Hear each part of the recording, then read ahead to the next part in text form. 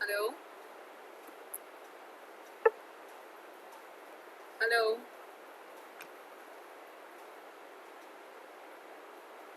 Hello? Am I audible? Jatin, Kushag? Yes, ma'am. Okay, good afternoon, bhai. हाँ, good afternoon. So, कल की class समझ आई थी? Start करें Yes, आगे? ma'am. ठीक है.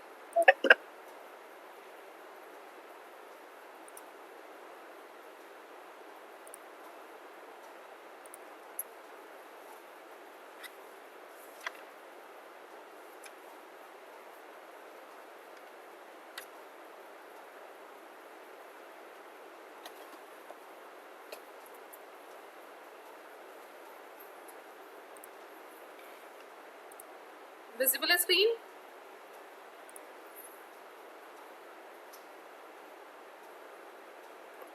Hello?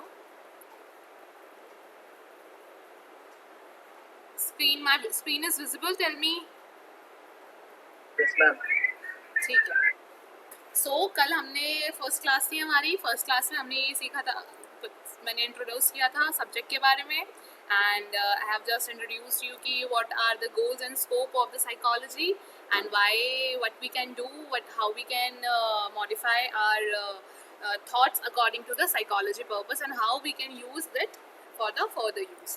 ठीक है. So in today's class I will tell you like what is psychology and what is significance. So psychology का जो मतलब होता है, actually this word is come from Greek word.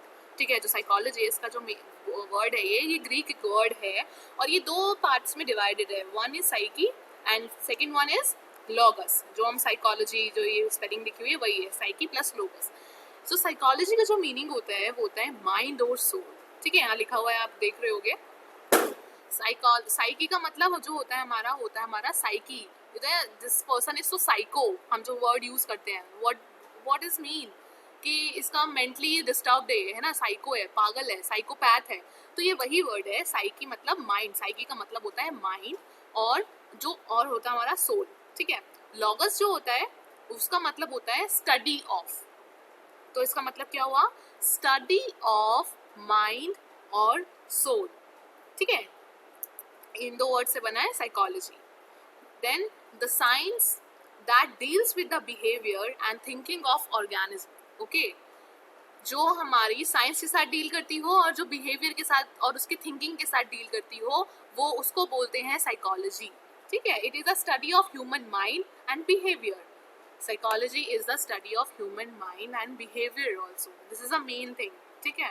Psychology is the scientific study of the mind and behavior.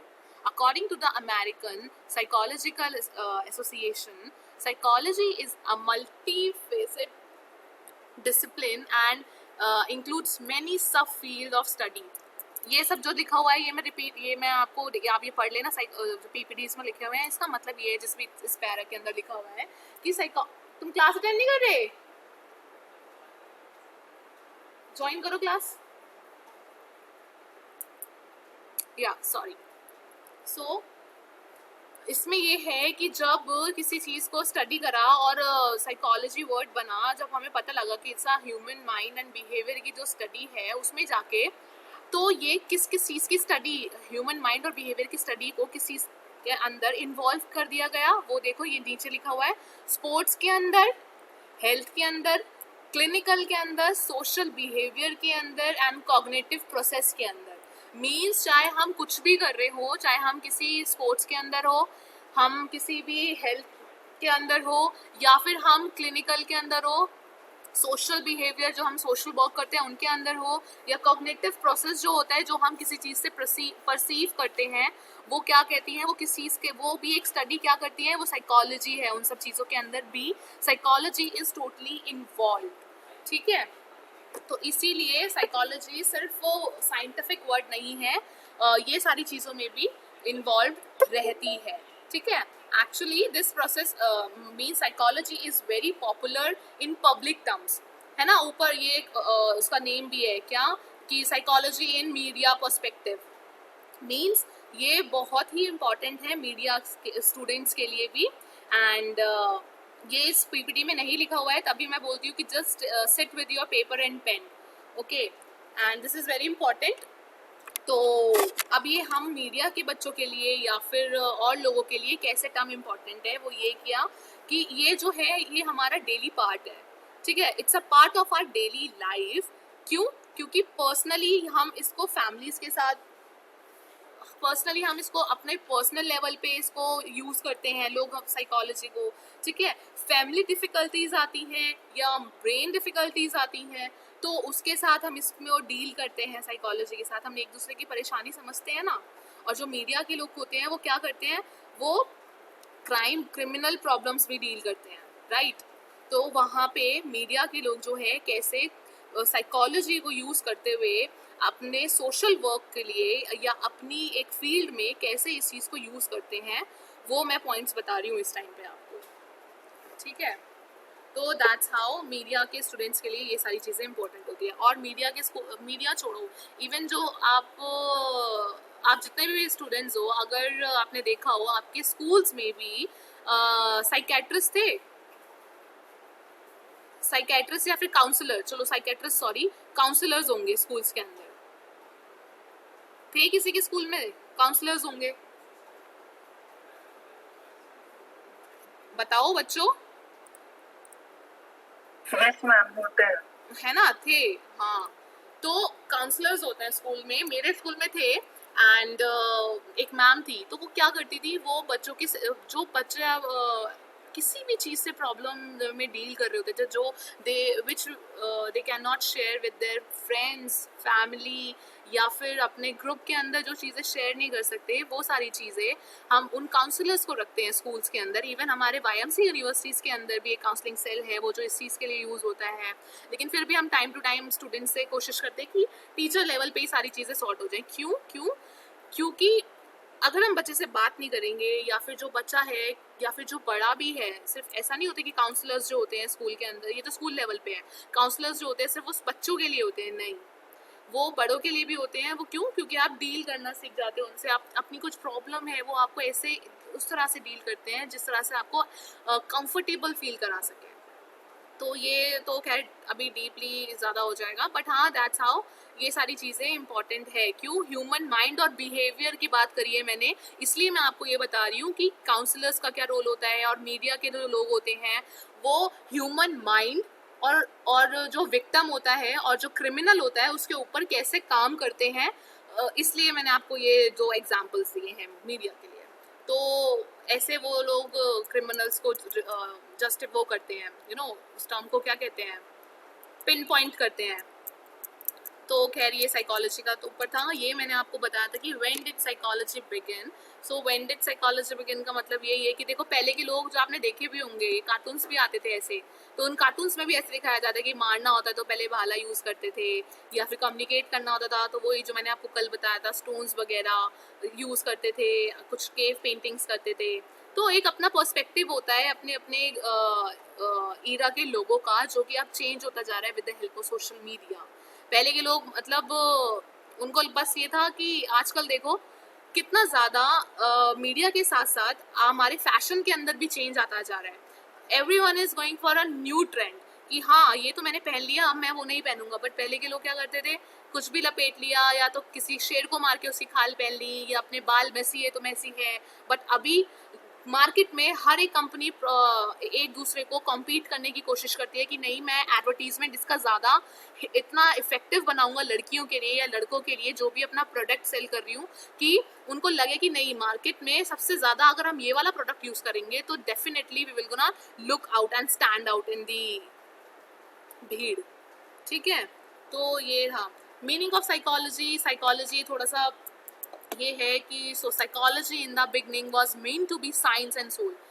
सो ये थोड़ा सा मैं आपको ये बता दूँ इसका ओरिजिनेशन कहाँ से हुआ, ओरिजिनेट कहाँ से हुई है साइकोलॉजी जो टर्म है। सो पहले अभी मैंने ऊपर बात करी थी कि साइकोलॉजी है वो माइंड और बिहेवियर है, understanding of a human behaviour. What do you think, मैं सही बोल रही हूँ? आपको क्या लगता है, आप मुझे बताओ, what do you think, what is psychology according to you? Define psychology according to your perspective.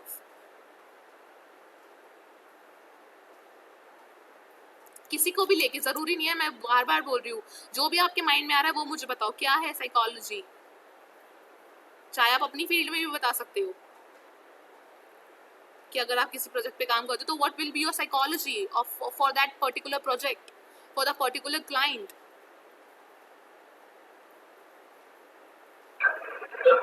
Ma'am मेरे हिसाब से तो psychology study of the human brain. Okay, right, next.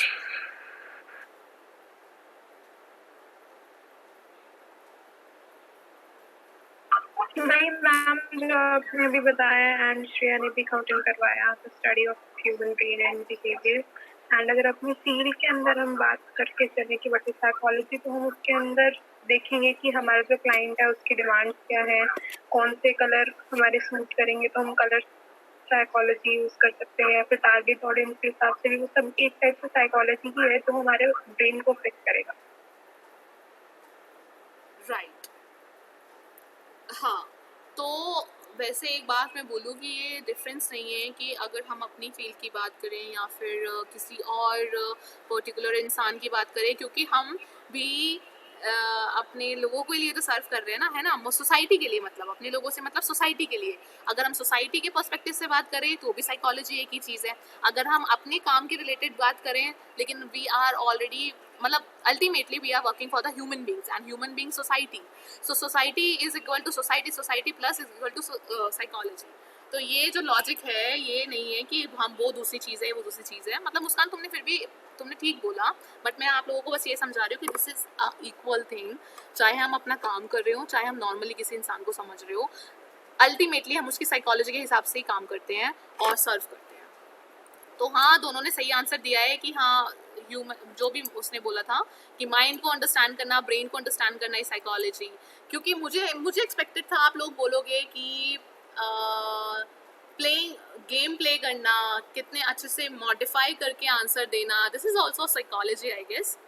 Class में लेट आना, टीचर को बोलना कि मैम हम यहाँ फंसे हुए थे, I guess this is also psychology. मैं ऐसा कुछ मतलब इनोवेटिव आंसर्स आप लोगों से एक्सपेक्ट कर रही थी, बहुत लेम से आंसर्स, क्योंकि दिस इज ऑल्सो साइकोलॉजी। आप लोग सोचते हो ना कि यार मैम अगर हम लोग ये बोलेंगे, ऐसा होता ही नहीं होता, मतलब this is reality based fact answers होता है ना, कि मैं बोलूँगी मैम मैं रात को परेशान था और मैं सोता रह गया, मैं क्या करूँ, तभी मेरा असाइनमेंट पूरा नहीं हो पाया। तो आप देख रहे हो, आपको पता है कि कुछ इमोशनली आप पोर्ट्रे करोगे सामने वाले को, तो डेफिनेटली आपको कुछ ऐसा मिलने वाला है कि मैम बोल देंगी या टीचर बोल देगा कि नहीं नहीं कोई बात नहीं, चलो बेटा बैठ जाओ, कल करके ज़रूर ले आना, क्योंकि आपको पता है लोग इमोशनली जब टच होते हैं तो कुछ नहीं बोल पाते। तो दिस इज ऑल्सो साइकोलॉजी। आप लोगों ने गेम ही तो खेला है ये। तो मैं जो पढ़ा रही हूँ उससे हटके ही वाले मैं सोच रही थी कि आप लोग कुछ ऐसा बोलोगे। सो हाँ, जो ये लिखा हुआ है, सो साइकोलॉजी इसके अंदर बिगनिंग में जो लाइन मैंने ब्लू कलर की लिखी हुई है, इसका मतलब ये है जब स्टार्ट हुआ था ना, बिल्कुल स्टार्ट हुआ था, यू नो, जब एशियन टाइम पे ये जो जब जैसे मेसी बाबा दिख रहे हैं जो आपको ऊपर, इनके टाइम पे, एशियन टाइम पे जब चीज़ें स्टार्ट हो रही थी, तो पढ़ाई की गई थी, रिसर्च की गई थी, साइंटिफिकली प्रूवन किया गया था कि it is the study and understanding of soul. Soul कौन सी? जो हम लोगों के अंदर जो आत्मा होती है ना, उसकी अंडरस्टैंडिंग, ठीक है। फिर लोगों ने बाद में क्वेश्चन करना शुरू कर दिया इसको, कि कॉन्ट्राडिक्ट करना स्टार्ट कर दिया कि आप सोल को कैसे साइकोलॉजी प्रूवन कर सकते हो। साइकोलॉजी इज नॉट, मतलब soul is not about meaning of psychology, क्योंकि सोल जो है it's intangible product, sorry product नहीं, मतलब element, it's intangible, we can not touch it, we can not feel, मतलब सामने से हम किसी को देख नहीं सकते, ठीक है।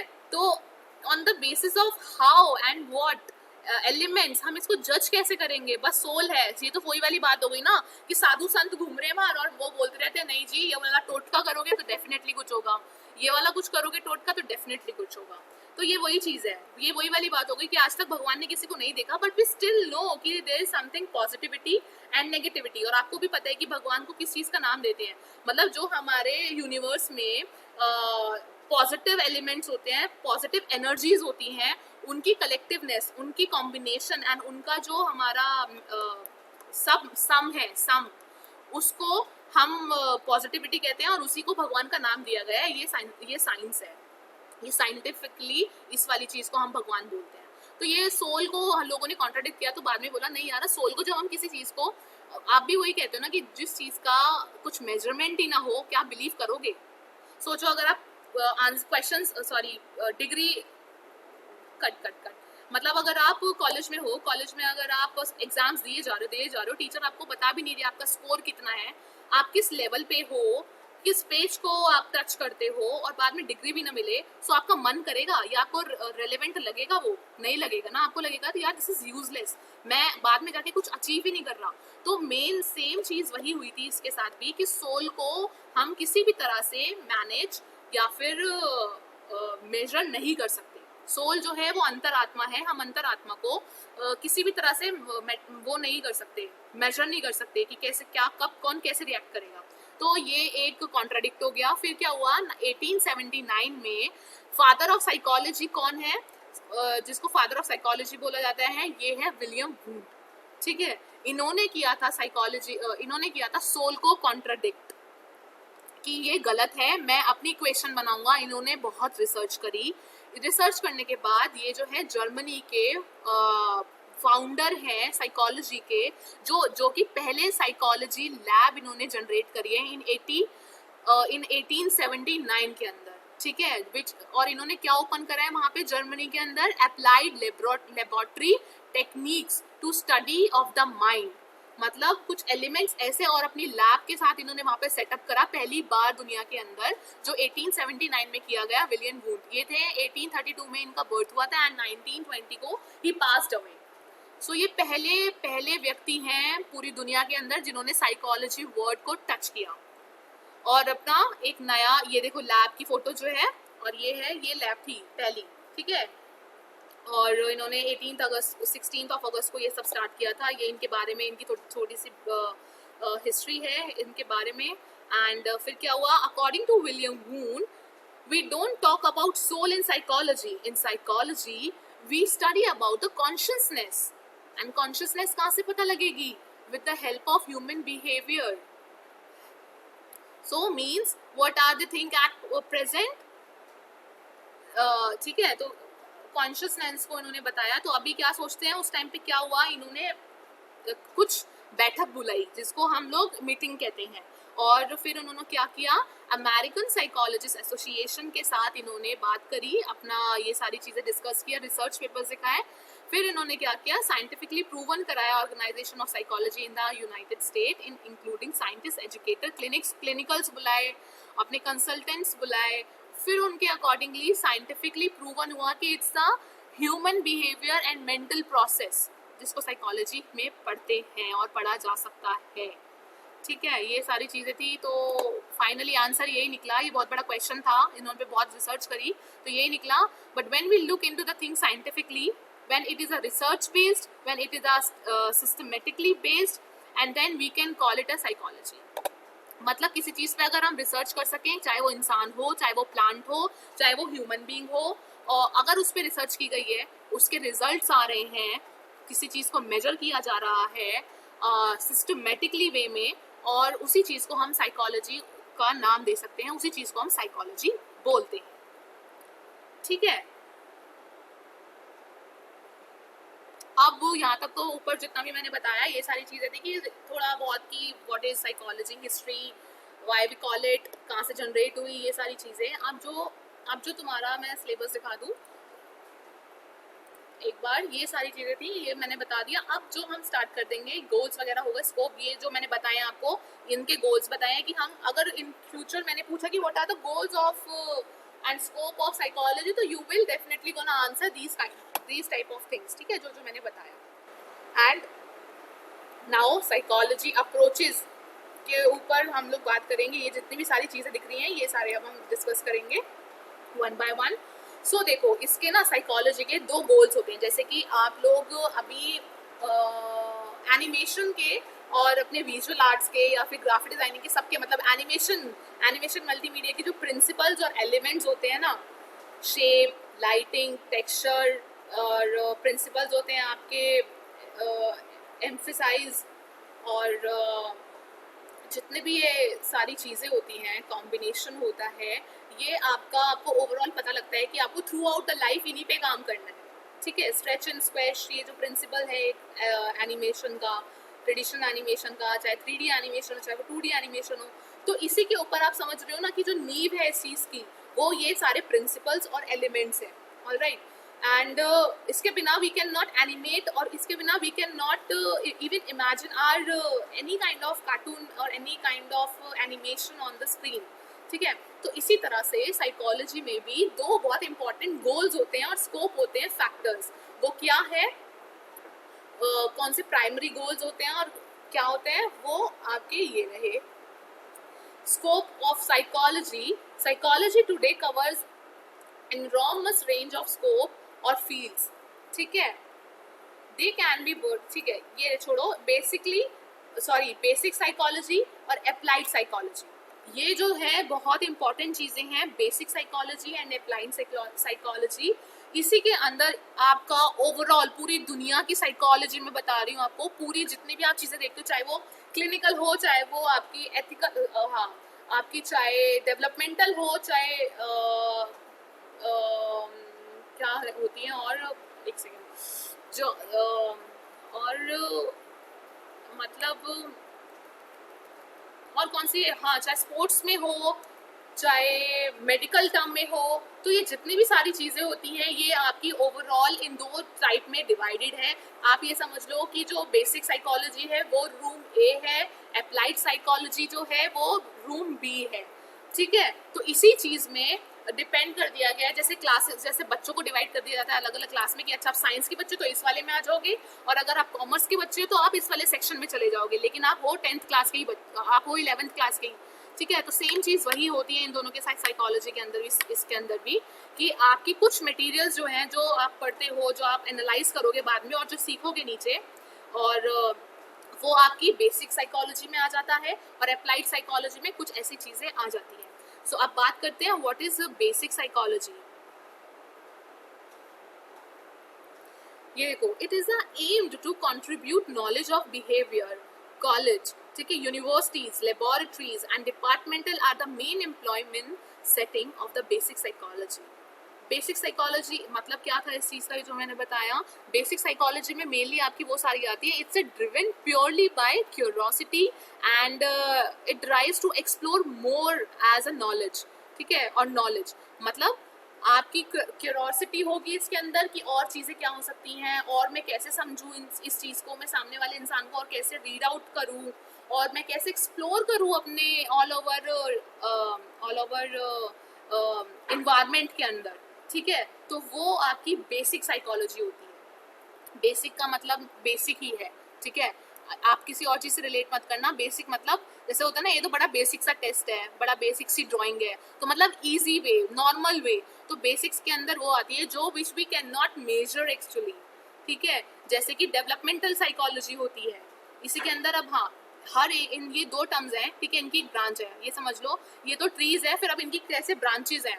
इसकी बेसिक साइकोलॉजी एक स्टेम हो गया, और अब जो इसकी ब्रांचेज है वो है आपकी developmental psychology, social psychology, psychological psychology, abnormal psychology, ठीक है। और यही एक्सपेरिमेंटल और साइकोमेट्रिक, कॉग्निटिव एंड पर्सनैलिटी, ये जो है सारे के सारे आपके बेसिक साइकोलॉजी में आते हैं। और जो आपकी अप्लाइड साइकोलॉजी है उसके अंदर आपके दूसरे ब्रांचेस और सब पॉइंट्स, सब एलिमेंट्स आते हैं। तो अभी हम बेसिक का बता दूं और अप्लाइड को बता दूं। बेसिक का समझ आया क्या होता है बेसिक साइकोलॉजी? एक्चुअली बेसिक जो साइकोलॉजी है, मैं दोबारा बता दूं, बेसिक साइकोलॉजी का मतलब यही है, it is a understanding of the world and people around us. मतलब जो हमारा वर्ल्ड है और जो लोग हैं हमारे आसपास, उनकी अंडरस्टैंडिंग को हम बेसिक साइकोलॉजी कहते हैं, ठीक है। अब अप्लाइड साइकोलॉजी में क्या होता है,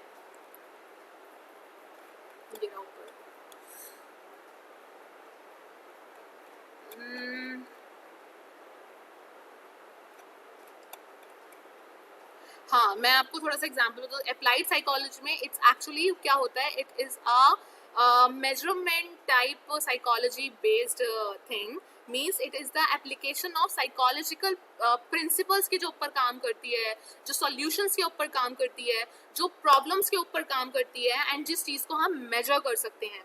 ठीक है, कुछ टेस्ट होते हैं अप्लाइड साइकोलॉजी के अंदर। बात आपको अप्लाइड से ही समझ आ जाएगी कि अप्लाइड साइकोलॉजी मतलब किसी चीज़ पे अप्लाई करके देखना और उस चीज़ को, उसका रिजल्ट लेके आना, किसी चीज़ के एनालिटिक्स होना। मतलब जैसे कि अगर आपने एनिमेशन वो किया, आपने कुछ गेम बनाया, ठीक है, और आपने उसको फ्लोट करा, आपने उसका गूगल फॉर्म रन किया, एंड आपको नहीं पता अभी तक कि कितने बच्चों ने उसको खेला है, कितने बच्चों ने उसको लाइक किया है, and how many of them dislike and like that particular game. So for that you will generate a Google form for the for the previous analytics. Okay, आप अप्लाई करोगे, एक गूगल फॉर्म बनाओगे, और क्या पसंद नहीं आया फीडबैक मांगोगे उनसे, और जब उनका फाइनल आप रेशो निकालोगे और कलेक्टिव करोगे तो आपको पता लगेगा कि आप किस पेज पे काम कर रहे हो, और आप एक्चुअली में वो चीज़ अचीव कर भी पा रहे हो जो आपका एक्चुअल मोड, वो एक्चुअल पर्पस था उस गेम को बनाने का. क्या वो लोग उस गेम को उतना हिट कर पा रहे हैं उस लेवल तक. तो ऐसी चीज़ें होती हैं वो आपकी अप्लाइड साइकोलॉजी के अंदर आती हैं. ठीक है, एक एग्जांपल मैं और देती हूँ. जैसे कि आप किसी मॉल में जाते हो और आप वहाँ पे ऑब्जर्व करते हो कि अचार मिल रहा होता है टेस्ट करवाने के लिए, या अगर किसी ने याद हो किसी को, तो याकुट जब स्टार्ट हुआ था तो दे फ्लोटेड देयर छोटे छोटे samples in the malls, and वो क्या करते थे, वो ऑफर करते थे लोगों को देने के लिए कि ये फ्री में है प्रोडक्ट, और आप इसको पी के बताओ आपको अच्छा लगा या नहीं लगा, और अगर अच्छा लगा तो वो आपको प्रोडक्ट रखते थे साइड में, and they asked you for the purchase it. So वो क्या था, वो एक रिसर्च ही तो चल रही थी उनकी, है ना. एक रिसर्च कर रहे थे जो कि एक प्रोडक्ट उन्होंने बनाया, एंड उन्होंने सेल किया, उन्होंने फ्री सेल आउट किया उसको, और और फिर बाद में जाके उन्होंने देखा कि हाँ, उन्होंने डेटा ले लिया हर कैंडिडेट का, और उन्होंने देखा कि इसने लिया, इसने नहीं लिया, इसने लिया, इसने नहीं लिया, और फिर वो देखते थे कि अगर जिन लोगों ने लिया है वो उनकी एज ग्रुप क्या थी. मतलब Yakult is for a healthy drink, it's a healthy drink, और एनर्जेटिक ड्रिंक है Yakult. Are you guys are aware of it? Yakult नाम एक छोटी सी ड्रिंक आती है मार्केट के अंदर, वो पीने की है, और वो नॉन एल्कोहलिक ड्रिंक है जिसको कोई भी मॉर्निंग में ले सकता है, और वर्कआउट करते टाइम हम लोग उसको ले सकते हैं. तो उसके अंदर ये सर्वे किया गया था कि कितने लोगों ने लिया है एंड किस टारगेट ऑडियंस ने उसको परचेज किया है. तो देखा बाद में जाके, अब वो मार्केट में जाके इतना पॉपुलर भी है ये चीज़ कि नाउ जो उनको चाहिए था वो मिल गया. तो दिस इज अप्लाइड साइकोलॉजी. मतलब किसी चीज़ का टेस्ट करा लोगों के ऊपर, एंड उसका रिजल्ट आया, and they are on market now. So समझ आया दोनों का डिफरेंस. बेसिक साइकोलॉजी का मतलब ये होता है कि आप किसी के साथ डील कर रहे हो, किसी सामने वाले को समझ रहे हो, उसको समझा रहे हो, उसके इमोशंस को समझ रहे हो, या फिर उसको हेल्प आउट कर रहे हो किसी चीज़ के अंदर, या फिर आप उसको डेवलप होने में हेल्प कर रहे हो. और ज़रूरी नहीं है कि सिर्फ आप हेल्प करते हो किसी की तभी आप साइकोलॉजी या फिर उसी का नाम दिया जाता है. It is for our self also. हम लोग भी साइकोलॉजी मोड में ही है. मतलब बहुत ज़्यादा साइकोलॉजी वर्ड हो गया है, लेकिन मैं एक बात बता दूँ, हम लोग जो बचपन से अभी भी बड़े हो रहे हैं, हम भी कुछ ना कुछ चीज़ें अपनी लाइफ में ऐसे सीखते हुए आए हैं जो कि आपको डेवलपमेंटल साइकोलॉजी में पता लगेगा. अभी मुझे ये बताओ, यहाँ तक समझ आया और मैं ऑडिबल थी? नहीं आता?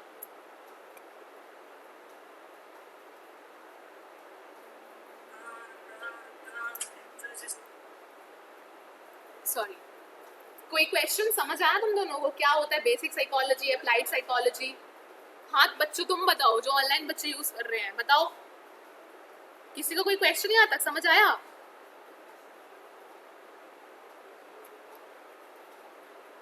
I am not gonna continue like this. मुझे आंसर चाहिए. राज और निशांत, भाई जो बच्चे हैं, मैं एक एक का नाम नहीं लेना चाहती, मुझे बताओ समझ आया, तभी मैं आगे प्रोसीड करूँ.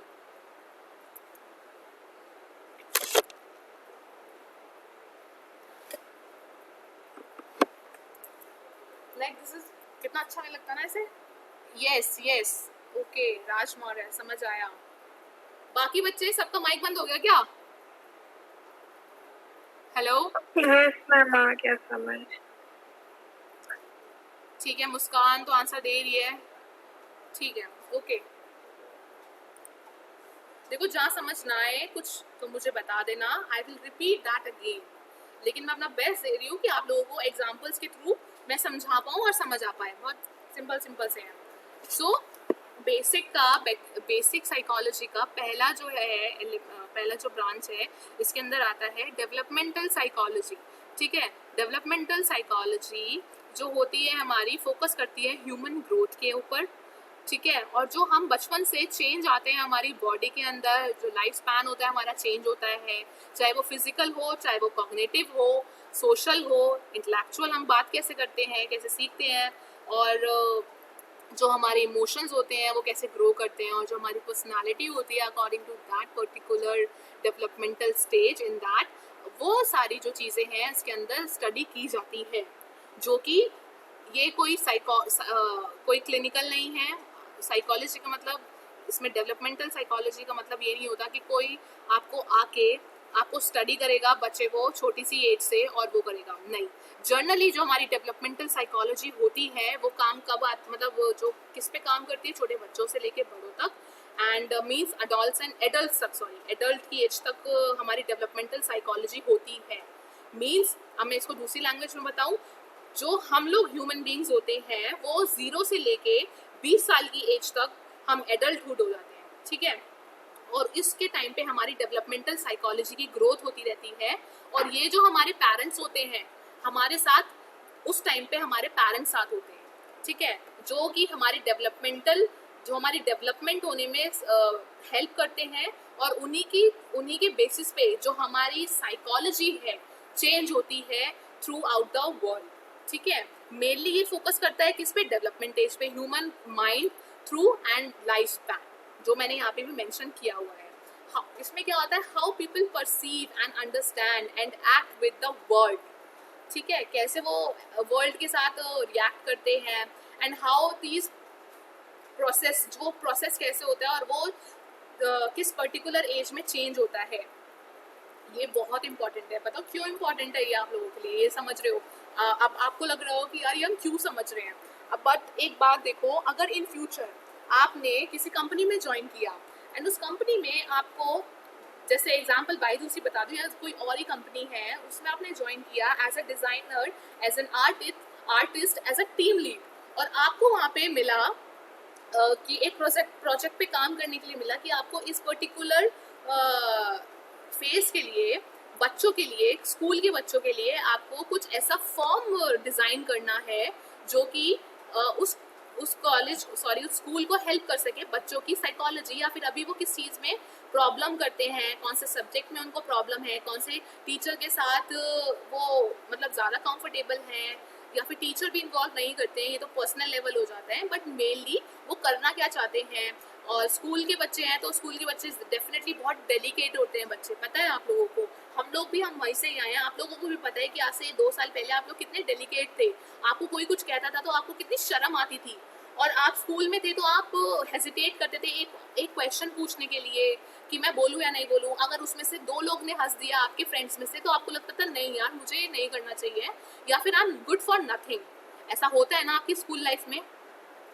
और आपने छोटे बच्चों को भी देखा होगा, अगर आप उससे भी पीछे आ जाओ तो उससे छोटे बच्चे जो होते हैं आपके 6th क्लास 8th क्लास के बच्चे, तो वो तो अपने ही ग्रुप में रहते हैं, और कभी कभार तो अपने ग्रुप के बच्चों से भी बात नहीं करते और चुपचाप कोने में बैठे रहते हैं। स्कूल से घर, घर से स्कूल, दैट्स इट। वो क्या होता है, उनके अंदर लैक, अभी चीज़ें डेवलप हो रही होती हैं। अब हम पता है क्या होता है, इसमें 3 तरह के आपके फेज होते हैं, जो कि मैंने इसमें नहीं लिखा है, आप लोग लिख लेना, या फिर ये मैं वीडियो रिकॉर्ड कर रही हूँ, ये मैं डाल दूंगी, तो उसको ध्यान से पढ़ना, क्योंकि ये कुछ क्वेश्चंस हैं जो मैं पूछ सकती हूँ आपको MCQ फॉर्म में, या फिर आपकी पेपर में। मतलब ये वेरी इंपॉर्टेंट है, वैसे अगर मैं नहीं भी पूछूँ तो वैसे भी आपको पता होने चाहिए। तो 3 चीज़ें होती हैं, जो कि होती है आपकी चाइल्ड साइकोलॉजी, दूसरी होती है आपकी एडोलसन एज होती है, और तीसरी आपकी होती है एडल्टहुड, ठीक है, एडल्ट साइकोलॉजी, एडल्टहुड जिसको बोलते हैं। तो ये जो बच्चा दिख रहा है ना, नंबर 1 से लेके, मतलब इसको बोलते हैं हम अर्ली स्टेज। ये जो बच्चा छोटा सा दिख रहा है, इसमें अर्ली स्टेज होती है, जिसके अंदर अर्ली स्टेज में आते हैं आपके 1 से लेके 2 तक, ठीक है। हमारी जो एज के बच्चे, छोटे छोटे बच्चे जो होते हैं, ये इसको हम अर्ली एज कहते हैं। और मिडल एज होती है, मिडल एज जो आपकी होती है वो होती है 15 से 17 ईयर्स तक, ठीक है, जिसको हम टीन एज लाइफ कहते हैं।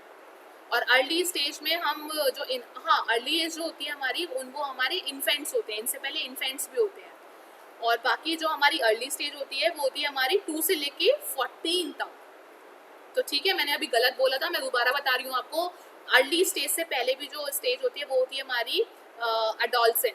अडोलसेंट एज जिसको कहते हैं हम, जो बिल्कुल इन्फेंट्स होते हैं ना, बेबी, जो जैसे 0 एज जिसको कहते हैं, जो बिल्कुल अभी अभी बच्चा पैदा हुआ है और उसको थोड़ा सा बस वो 1-2 दिन का बच्चा है, तो 0 से लेके 1 साल तक वो होते हैं अडोलसेंट।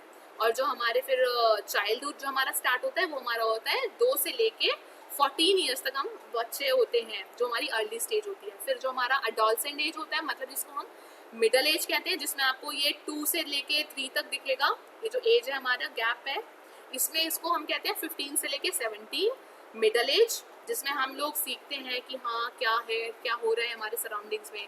और फिर जो हमारी अर्ली स्टेज, हमारी जो लेट स्टेज होती है, जिसको हम एडल्टहुड कहते हैं, वो एज होती है हमारी 18 से लेके 20 तक, 20 साल तक। तो मेरे ख्याल से अगर आप लोग 20 साल के हो तो आपका भी एडल्टहुड चल गया है और वो 20 साल तक रहेगा। उसके बाद आप मैच्योर हो जाते हो, मैच्योर होना स्टार्ट कर देते हो, आपको पता रहती है। Trust me, I am just telling you my experience and this is a fact and this is experience of science also, कि आप 20 साल जैसे क्रॉस करते हो ना, आपको अपने बारे में समझ आने लगता है कि आप क्या स्टैंड करते हो, आपको क्या करना है लाइफ के अंदर। और एक्चुअली में जो लोग हैं आपके साथ, क्या वो आपके साथ है भी, या सिर्फ दिखावे के लिए साथ हैं, या आपको एक्चुअली में सीरियसनेस आना शुरू हो जाता है, ठीक है। और actually it's not to involve only, मतलब जो डेवलपमेंटल स्टेज होती है ना आपकी, it's not to involve only physical development, sorry mental development और फिजिकल डेवलपमेंट दोनों साथ हो रही होती है। इसमें आप लोग आपकी प्यूबर्टी की एज भी आती है, तो उसमें आप बहुत सारी चीज़ें एक्सप्लोर करते हो जो कि बहुत इंपॉर्टेंट होती है, ठीक है। और उसमें आप समझते हो कि हाँ, what is bad touch, what is good touch, ठीक है। ये लोग हम सीखते हैं ना, इसी एज में सीखते हैं ना, स्कूल टाइम तक आपको सब कुछ समझ आ जाता है कि what is bad touch, what is wrong touch. और इन्हीं चीज़ों के ऊपर आप लोगों को, अगर आपने स्कूल में सिखाई भी जाती है, कुछ वर्कशॉप्स भी ली जाती हैं इन सब चीज़ों के ऊपर। तो वो जो सारी वर्कशॉप्स हैं, ठीक है, अभी तो मैं ये समझा रही हूँ, 2 पर्सपेक्टिव से मैं आपको समझा रही हूँ बात, चीज़ें बार बार, कि जिसमें आपको अंडरस्टैंडिंग भी हो रही है अगर आप स्कूल के बच्चे हो, कि what is bad touch, what is good touch, what is puberty, what is changing, what is boy, what is girl, what is the difference between your own parents, what is the difference between uncle aunty, and उन सब चीज़ों में क्या difference होता है। ये सारी चीज़ें आपने साइकोलॉजिकली डेवलपमेंटल एज में मेंटली सीख ली। लेकिन अब हम जिस एज में हैं, अब हम क्यों पढ़ रहे हैं इस एज को, अब हम क्यों पढ़ रहे हैं इस टर्म को, क्योंकि अगर सेम चीज़ जाके आप, ये चीज़ मैंने बोला कि आप कुछ ऐसी वीडियो जनरेट करोगे बच्चों के लिए, कुछ ऐसी 3D वीडियो बनाओ, या फिर कुछ ऐसे कैरिकेचर्स, कार्टून्स बनाओ, जनरेट करो, जो कि आपको कल में जाके 2 बच्चों 3 बच्चों के साथ प्रेजेंटेशन देनी है किसी स्कूल के अंदर, तो आप क्या करोगे? आप किसी एवेंजर्स को तो नहीं लेके जाओगे ना, किसी एवेंजर का वो नहीं लेके जाओगे आप, कि कोई हाई साई-फाई सा आपने कैरेक्टर डिज़ाइन कर दिया, 3D मॉडल कर दिया, और उस 3D मॉडल को आपने कन्वर्ट कर दिया, एनिमेट कर दिया, और फिर मैं जाके उसको वीडियो प्ले कर रही हूँ स्कूल के अंदर, और मैं तब बच्चों को समझा रही हूँ कि देखो बच्चों, ऐसे करते हैं, ऐसे करते हैं। नहीं, आपको लगता है कि वो इतना इफेक्टिव रहेगा। और अब मैं दूसरा ऑप्शन देती हूँ आपको। अब मैं बोलूँगी एक छोटा सा कोई भी प्यारा सा कैरेक्टर या कैरिकेचर ड्रॉ करो, डिज़ाइन करो, और उसको एनिमेट करो, चाहे वो छोटा सा एनिमेट हो, थोड़ा सा एनिमेट हो बिल्कुल, और उसके अंदर कोई पीछे बैकग्राउंड नॉइज भी ना हो, VFX भी ना हो, कोई भी ग्रीन स्क्रीन ना हो, कोई भी ऐसा साई-फाई से एलिमेंट्स या फिर कुछ भी ना हो, बस छोटी सी एनिमेशन हो 2-3 कलर्स के ऊपर, और उसमें एक छोटा सा नरेशन हो पीछे बैकग्राउंड वॉइस के साथ, मतलब, और वो समझा रहा हो कि what is excuse me, sorry, हाँ, वो समझा रहा हो कि आपको क्या करना चाहिए, what is bad habits, what is good habits. और उनको बोलते हैं ना कि कौन कौन सी गुड हैबिट्स होनी चाहिए, जैसे मॉर्निंग में अपने बड़ों को पैर छूना चाहिए, cut your nails, shower daily. ये ज़्यादा इम्पैक्टफुल होगा। आप मुझे आंसर दो, कौन सा इम्पैक्टफुल होगा, नंबर A या नंबर B? B ना? तो क्यों, अगर आपको पता ही नहीं होगा, क्योंकि ऐसा बहुत होता है, पता है, मैं आपको एग्जैक्टली बता रही हूँ, ऐसा बहुत होता है। जिस कंपनी में हम लोग काम करते हैं, कभी कभार हम बहुत अच्छा काम करते हैं, लेकिन कुछ छोटी छोटी चीज़ों की वजह से, जैसे कहते हैं ना कि कंसेप्ट या फिर जजमेंट नहीं है, तो वो आपका पूरा का पूरा प्रोजेक्ट डुबा देती है। क्योंकि अगर आपको नहीं पता आप किसके लिए काम कर रहे हो, तो वो इट विल बी यूजलेस, बिल्कुल यूजलेस होता है। इसलिए जैसे छोटी एज में जो बच्चे हैं उसमें सीखते हैं कि हमारे मम्मी पापा कौन है, हमें सिर्फ उतना दिखता है। इस हम फर्स्ट वाली एज में हम लोग ट्रस्ट करना सीखते हैं दुनिया पे, और वो दुनिया पे कैसे ट्रस्ट करना सीखते हैं, हम मम्मी पापा से। इसलिए सिर्फ बच्चे जो है वो मम्मी पापा को ही रिकॉग्नाइज कर पाते हैं। कभी भी आपके देखना कि छोटे भाई बहन आप लोगों के पास इतनी जल्दी नहीं आते हैं। क्यों? क्योंकि वो उसको देखते हैं, वो उसको समझते हैं, वो ट्रस्ट बिलीव करते हैं, वो ट्रस्ट बिल्ड करते हैं। ठीक है, फिर हम सेकंड से लेके तीसरे तक जो आपको मैं दिखाया हुआ है, जो नीचे देखो लीव्स दिखाई हुई है, इसका भी मतलब यही है। इसमें हम क्या करते हैं, मिसट्रस्ट करते हैं, कि हमें पता लगता है हम दुनिया के साथ इंटरेक्ट करते हैं तो आपको लोग धोखा देना शुरू कर देते हैं, तो उसमें हमारी चीज़ें स्टार्ट हो जाती है। अगर मैं साइंटिफिकली फिलहाल बात कर रही हूँ ये सारी चीज़ें, तो आपको पता होना चाहिए कि बच्चे सबसे ज़्यादा डेलिकेट कौन सी एज में होते हैं। सबसे ज़्यादा जो बच्चे डेलिकेट होते हैं वो हमारी 8 साल की उम्र से लेके आपकी 17 ईयर्स तक बहुत ज़्यादा डेलिकेट होते हैं। आप उनको अगर कुछ भी गलत राह में उनको मोल्ड करोगे तो वो बहुत ईजीली मोल्ड हो जाएंगे। तो आपको पता होना चाहिए कि आप अगर कुछ ऐसा कंटेंट भी बना रहे हो तो ये कंटेंट नहीं होना चाहिए। अब मैं आपको बता दूं एक बात कि ये जो हम हंगामा चैनल पे वो आता था शिनचैन, आपको पता है इसके ऊपर, शिनचैन के ऊपर केस चला है क्योंकि इसने कुछ ऐसे ऑफेंसिव वर्ड यूज करे हैं मदर के लिए अपने, और अपने ही मतलब उसमें जो भी इसके नॉन पर्सन है, मदर है, फादर है, तो उसमें इतना ज्यादा शरारती बच्चा दिखाया गया है। बच्चों को बहुत अच्छा लगा है। वॉइस ओवर होता है किस चीज का? अरे तो तुम नहीं दिखा सकते ना, तुम कैसी बातें कर रहे हो?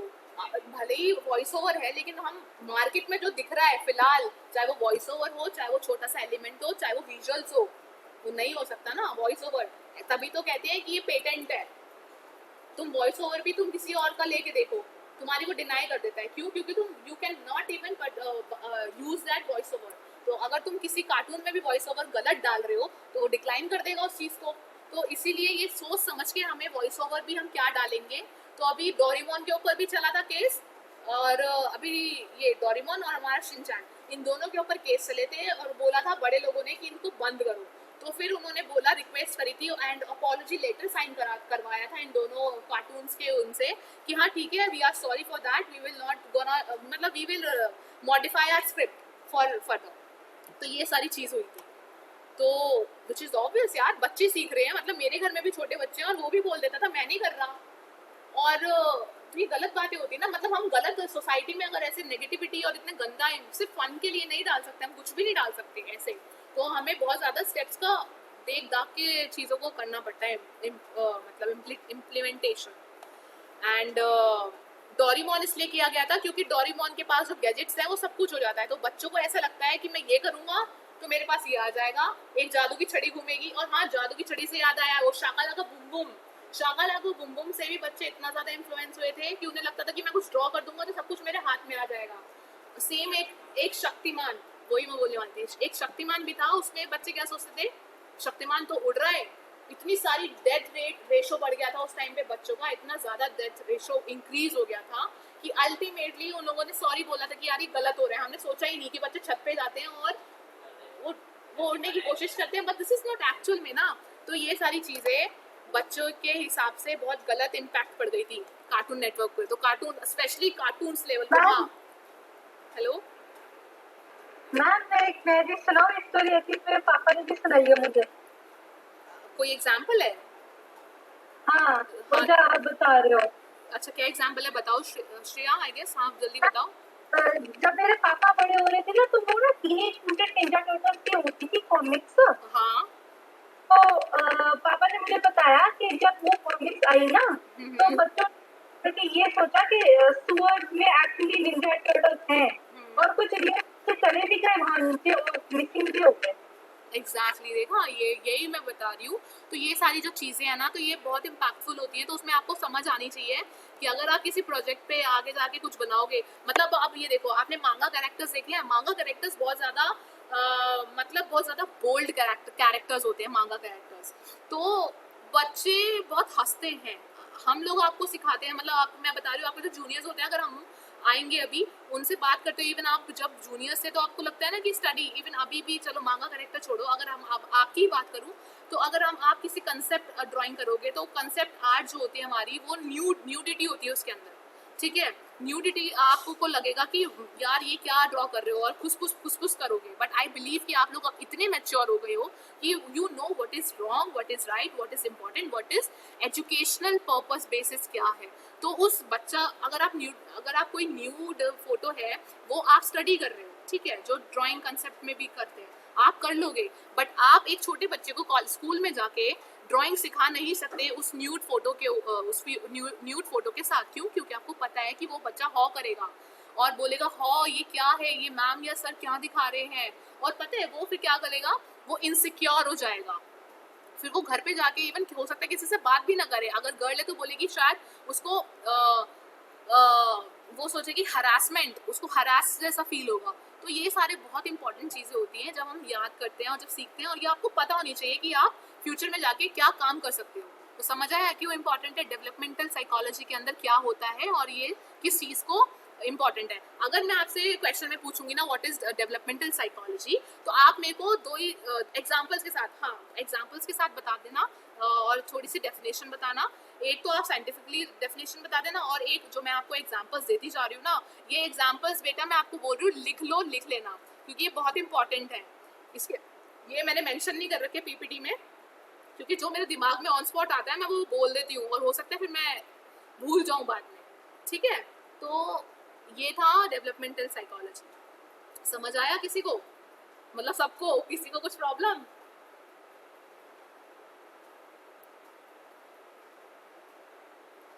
ठीक है, ओके। कितना टाइम हो गया? ठीक है, 50 है। ऐसे ही आया है आपकी, नेक्स्ट है सोशल साइकोलॉजी। सोशल साइकोलॉजी भी बहुत रिलेट करती है आपकी डेवलपमेंटल साइकोलॉजी से, और ये आज का जो टॉपिक है ये हमारा लास्ट टॉपिक है, हम बाकी टॉपिक कल करेंगे।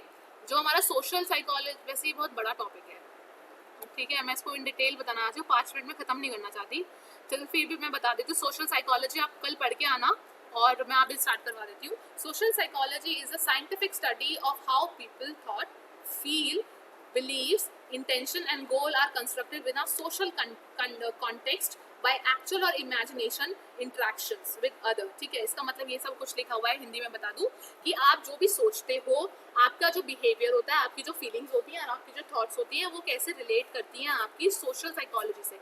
सोशल का मतलब क्या है, सोशल होने का मतलब क्या होता है, जैसे हमारे social media apps, social media platforms होते हैं, वो क्या होते हैं, एक दूसरे से इंटरेक्ट करने के लिए होते हैं ना, कि for the purpose of interaction. तो ये वही सोशल है कि आप चाहे वर्ड टू वर्ड इंटरेक्ट कर रहे हो, चाहे आप मीडिया के थ्रू इंटरेक्ट कर रहे हो, या मतलब किसी भी डिवाइस के थ्रू इंटरेक्ट कर रहे हो। तो दिस इज ये उसी के ऊपर है, इंटरेक्शन के ऊपर।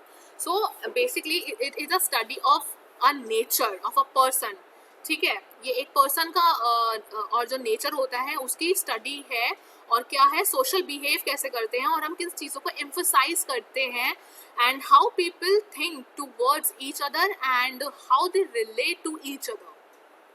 समझ रहे हो, कैसे एक दूसरे के साथ रिलेट करते हैं, क्या सोचते हैं, और specially how they emphasise to the particular क्या बोलूँ उस चीज़ को, एक्ट, और किसी चीज़ को देख के वो कैसे सीखते हैं, कैसे रिएक्ट करते हैं। तो इसके अंदर वो सोशल के अंदर वो वाली सारी चीज़ें आती हैं, ठीक है। साइंटिफिकली मेथड जो होता है मैं आपको बता दूं, जैसे कि एग्जांपल देती हूँ, नहीं साइंटिफिकली मैं आपको बता दूं इसके अंदर क्या चीज़ें होती हैं। इसके अंदर 6 चीज़ें होती हैं, मतलब कुछ एलिमेंट्स बता, मैंने गिने नहीं, मैं आपको फिर भी बता देती हूँ क्या इंपॉर्टेंट होता है। हम इसको मेजर कैसे करते हैं, कैसे करते हैं। इसके अंदर होता है क्वेश्चन, ठीक है, फिर होते हैं हाइपोथेसिस, फिर होते हैं इसके प्रोसीजर होता है इसका एक, फिर प्रोसीजर के बाद होते हैं इसके एक्सपेरिमेंट, एक्सपेरिमेंट के बाद एनालाइज करते हैं उस सिचुएशन को, एनालाइज करने के बाद इसका एक कंक्लूजन आता है, समझे। अब वो मैं बताऊंगी, आपको समझ नहीं आया होगा जो मैंने टर्म यूज करी है कि ये सारी चीजें होती क्या है। तो ये सारी चीजें वो होती हैं जो आप जैसे एग्जाम्पल के थ्रू पे कोई एक परफ्यूम है, ठीक है, और social psychology person to person एक तो वेरी करता है। जैसे कि अगर आपकी क्लास में 41 बच्चे हैं तो हर किसी का बिहेवियर, हर किसी का नेचर, हर किसी का पर्सनालिटी और हर किसी का पर्सपेक्टिव विजन वो 41 तरह से यूनिक होगा अपनी इंडिविजुअलिटी में, राइट? एम आई राइट? सबका अलग अलग है ना, सबका अलग अलग है। Yes ma'am. अगर अब बात आती है यहाँ पे कि आप जिन लोगों से इंटरेक्ट करते हो और अट्रैक्ट होते हो, ठीक है, इंटरेक्ट और अट्रैक्ट होते हो। आप इंटरेक्ट तो अपने 41 के 41 क्लासमेट से करते हो, या हो सकता है बाहर कहीं इतने सारे लोग हैं उनसे करते हो, सोशली एक्टिव हो आप सबके साथ। लेकिन जब आप किसी से इंटरेक्ट होने के बाद अट्रैक्ट होते हो, वो क्यों होते हो? क्यों होते हो बताओ। मैं यहाँ पे ना, अच्छा मैं आपको एक बात बता दूँ, ये जो हम टॉपिक्स अब साइकोलॉजी हम स्टार्ट कर दिया है और हम जो बात करेंगे ना, ये मत समझना कि हाँ मैम क्या पूछ रही हैं क्या कर रही हो, क्योंकि I know you are enough, मतलब mature enough. So this is a part of your learning, this is a part of your subject and this is a heavy call actually. So if I'm asking something or if I'll explain something, so it will definitely related to your educational purpose only. So अब मुझे ये बताओ, अगर आप किसी से interact होते हो या इंटरेक्ट करते हो तो वो क्यों होते हो? इंटरेक्ट तो चलो करना ही पड़ता है ना, पास करा दियो भाई, आगे पीछे बैठेगा तो पास करा दियो, इसलिए इंटरेक्ट करना पड़ जाता है। अब जब अट्रैक्ट होते हो इसका आंसर बता दो और फिर हम इस क्लास को फाइंड अप करते हैं, फिर मैं आगे बताऊंगी। मैं अपना प्रोसेस बाद में कल कराऊंगी। अब आप मुझे बस ये बताओ, why we attract to the other person, किन बेसिस पे अट्रैक्ट करते हैं? चाहे वो आपका इमोशनली हो, ठीक है, चाहे वो आप किसी को लाइक करते हो, चाहे वो आप किसी के साथ रिलेशनशिप में हो, चाहे वो आप किसी से सिर्फ नॉर्मल बात कर रहे हो, अगर अच्छा लग रहा है, ऐसे क्यों करते हो? क्या क्या एलिमेंट्स देखते हो आप? होता है ना कि जैसे ये कुछ क्वालिटीज है, ये बहुत होता है आजकल के, मतलब हर किसी के अंदर होता है कि these are the qualities which I want from my boyfriend, from my girlfriend, from my partner, from my best friend. तो वो कौन सी क्वालिटीज हैं जो आप चाहते हो?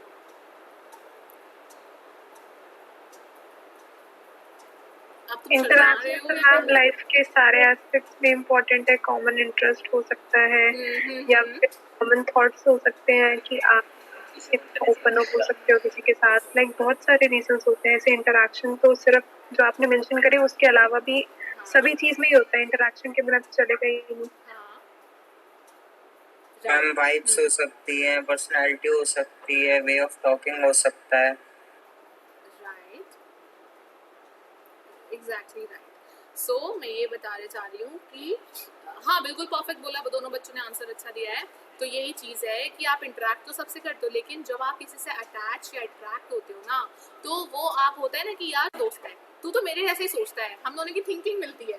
तो जब ये दो चीज़ें मैच करती हैं कहीं ना कहीं तो वो इसीलिए आप उससे ज़्यादा अट्रैक्ट होते हो। This is a psychology.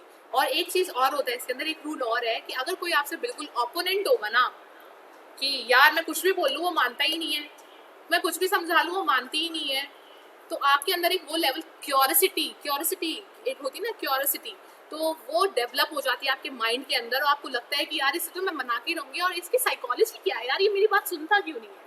ये एक ह्यूमन बीइंग के अंदर ये वाली बात आ जाती है। तो इसीलिए आप जिससे भी अट्रैक्ट होते हो, जिससे बात करते हो, चाहे वो फ्रेंड हो, चाहे वो कोई भी हो, चाहे रिलेशनशिप हो आपका, या आपके कोई भी रिलेटिव हो सकता है आपकी उसके अंदर रिलेशन के अंदर, तो अगर आपको अच्छा लगता है तो इससे ये रीजंस होते हैं। और ये रीज़न अगर मैं अब एग्जांपल दूसरा दूँ तो ये एक रीज़न, अब हमारी अगर मार्केट टर्म में बात करूँ मैं, और अपनी मतलब बाहर इंडस्ट्री में बात करूँ, तो अगर आप जैसे परफ्यूम खरीदते हो, ठीक है, आप कपड़े खरीदते हो, तो हर इंसान का इंटरेस्ट डिफरेंट होता है, हर इंसान का गेम खेलने का टेस्ट अलग होता है, और लड़की मतलब प्रेफर करते हैं कुछ लोग कि हम कुकिंग गेम खेलेंगे, कुछ लोग होते हैं कि हम नहीं यार डेथ गेम खेलेंगे, हम बहुत कुछ लोगों को पबजी बहुत अच्छा लगा था, कुछ लोगों को पबजी बिल्कुल भी अच्छा नहीं लगा था। तो उस बेसिस पे जो आपका पर्टिकुलर टेस्ट है, हर परफ्यूम का टेस्ट अलग होता है, हर इंडिविजुअल का परफ्यूम का टेस्ट अलग होता है। तो वो मार्केट में इसलिए इतने सारे फ्रेगनेंसेस के टेस्ट मतलब इतने सारे ऑप्शंस दिए गए होते हैं क्योंकि वो सोशल ही आपको वहाँ पे प्रेजेंट करते हैं, तो वो आपकी साइकोलॉजी रीड करते हैं। क्योंकि देखो गर्ल्स का परफ्यूम का टेस्ट अलग होता है, बॉयज़ के जो परफ्यूम्स होते हैं वो हार्ड होते हैं, बट ऐसे एक्सेप्शंस होते हैं कि जो कुछ बॉयज़ होते हैं जिनको सॉफ्ट परफ्यूम्स अच्छे लगते हैं और कुछ बॉय जो गर्ल्स होते हैं उनको हार्ड परफ्यूम्स अच्छे लगते हैं। ठीक है, ऐसा होता है, ऐसा रियलिटी है। तो मार्केट में सेम सारी चीज़ तो वो एनालाइज करते हैं उन सब चीज़ों को, एंड जो कंपनीज़ हैं वो ये मेक श्योर करती हैं कि हम मार्केट में अपने ऐसे इतने टाइप्स के प्रोडक्ट्स लेडीज़ के लिए देंगे, इतने टाइप्स के प्रोडक्ट्स हम मॉल में बॉयज़ के लिए सप्लाई करवाएंगे, और इतने टाइप्स के जो प्रोडक्ट्स हैं वो हम यूनिसेक्स रखेंगे। सो इन हिसाब से, ये तो मैंने परफ्यूम की बात करी थी, इस हिसाब से आपके क्लोथिंग स्टाइल्स में भी जो डिफरेंस आता है, हर लोग अलग होते हैं। ठीक है, अब आई गेस इसको मैं और अच्छे से समझाना चाहूँगी, मतलब कुछ और एग्जांपल्स, कुछ और चीज़ें बता के। तो अभी मैं यहाँ पे क्लास वाइंड अप करती हूँ, आपकी नेक्स्ट क्लास भी होगी। मुस्कान, मुझे आज की अटेंडेंस दे देना। एंड यहाँ तक क्लियर था बच्चों? डन?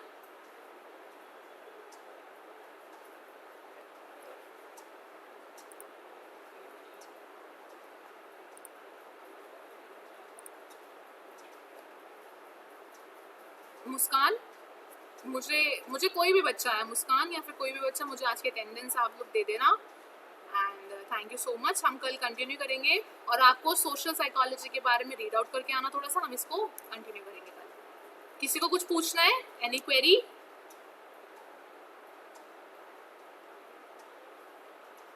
Any query?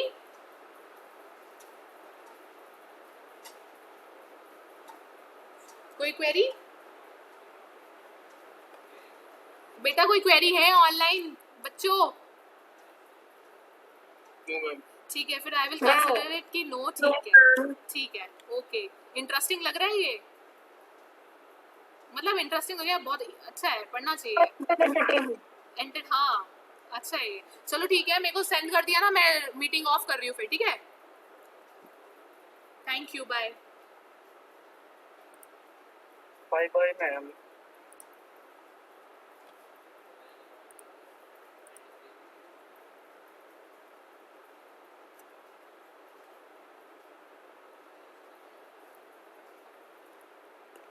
हाँ बच्चों, समझ आ रहा है? एंटरटेनिंग है ना ये सब्जेक्ट? मतलब मैं तो देखो साइकोलॉजी मैंने पढ़ाई है, तो I am related to this, मैंने करी है। लेकिन फिर क्या परफ्यूम का ऐड समझ नहीं आ रहा? ऐड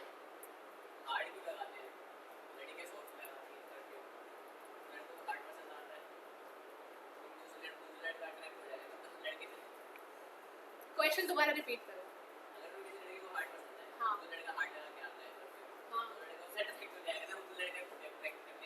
हाँ हाँ, तो ये तो देखो डिपेंड करता है वो कैसा ह्यूमन बीइंग है, उसकी क्या टेस्ट।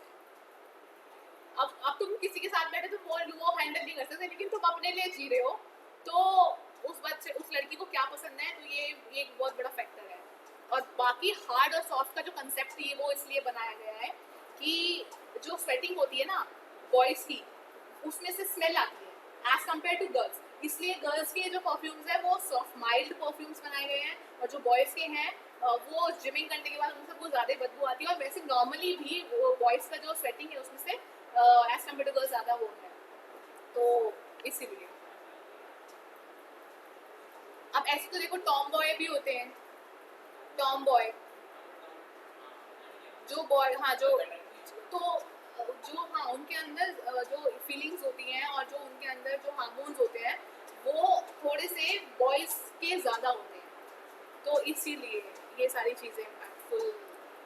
It's a universe.